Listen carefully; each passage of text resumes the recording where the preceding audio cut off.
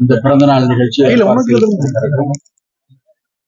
அது மட்டுமல்ல, இதே இடத்துல ஏறத்தாழ ஒரே ஏக்கர் பரப்பளவிலே 4,90,00,000 செலவில் அவருக்கு ஒரு நிறைவு அரங்கம், அது எல்லா வகையிலையும் பயன்படுகிற வகையிலே இருக்க வேண்டும்.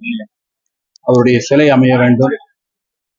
இந்த பகுதியில் இருக்கிற மக்கள் அவருடைய வீட்டிலே ஒரு திருமண நிகழ்ச்சி போன்ற எந்த நிகழ்ச்சியாக இருந்தாலும் இங்கே சுலபமாக வந்து நடத்தி கொள்வதற்கான அந்த வாய்ப்பை ஏற்படுத்துகிற வகையிலே இருக்க வேண்டும் என்று சொல்லி அதற்காக பணம் ஒதுக்கி இப்பொழுது அந்த ஏற்பாடு நடந்திருக்கிறது. நானும் தமிழ்நாடு முதலமைச்சர் அவர்கள் 20ஆம் தேதி, கடந்த 20ஆம் தேதி ஈரோடு வந்திருந்த பொழுது அதற்கான அடிக்கல் நாட்டியிருக்கிறார்கள். எனவே விரைவாக அந்த பணி துவங்க இருக்கிறது. அது மட்டுமல்லாமல் இது ஒரு அரசு நிகழ்ச்சியாக கொண்டு வந்தது. அந்த பெருமை நம்முடைய தமிழ்நாடு முதலமைச்சர் அவர்களுக்கு தான் சாரும். ஒவ்வொரு முறையும் அவர் இதை பற்றி எங்களிடத்திலே கேட்டுக்கொண்டே இருப்பார்.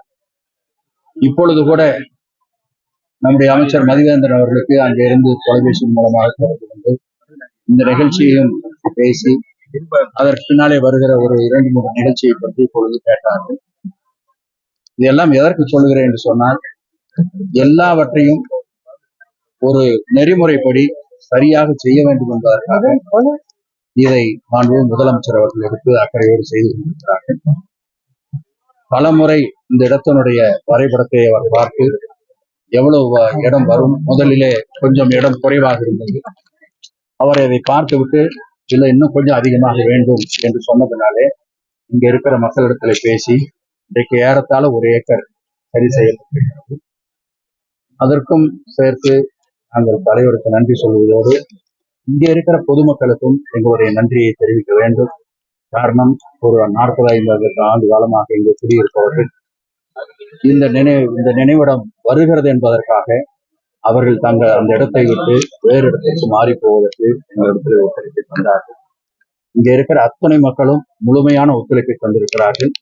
ஒரு பாகுபாடு இல்லாமல் இந்த இடத்துல இந்த நினைவிடம் சிறப்பாக அமைய வேண்டும் என்பதிலே ஒவ்வொருவரும் தங்களுடைய அக்கறையை செலுத்தியிருக்கிறார்கள். அதே போல எங்களுடைய கட்சியை சார்ந்த நிர்வாகிகள் முழுமையாக இங்க இருந்து அந்த பணிகளை பார்க்கிறார்கள்.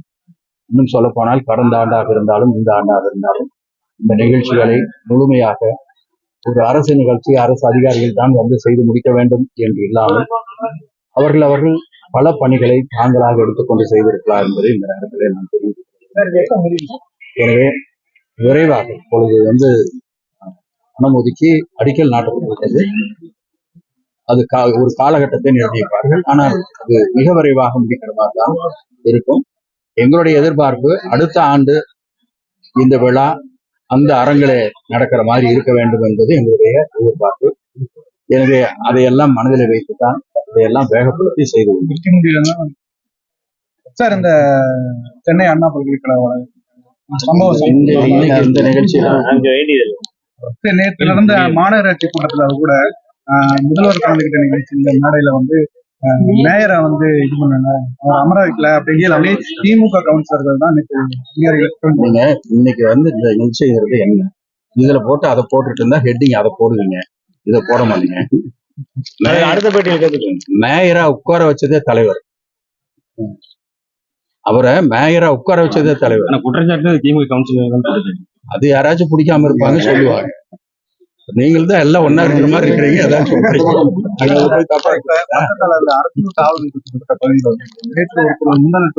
தனியார் முறையில இறந்துட்டாரு, அதுக்கு காரணம் காவல்துறை அந்த மாதிரி இருக்கிற விஷயங்கள் நான் இந்த இதுல வேண்டாம்.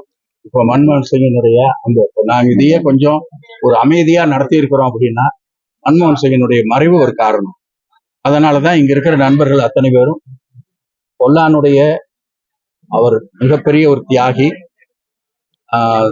வீரன் சின்னமலையோடு எவ்வளவு நெருக்கமாக அவர்கள் இருந்து அன்றைக்கு நம்முடைய எதிரிகளை அவர்கள் எப்படி எதிர்கொண்டிருக்கிறார்கள் என்பதெல்லாம் எல்லோருக்கும் தெரிந்த வரலாறு.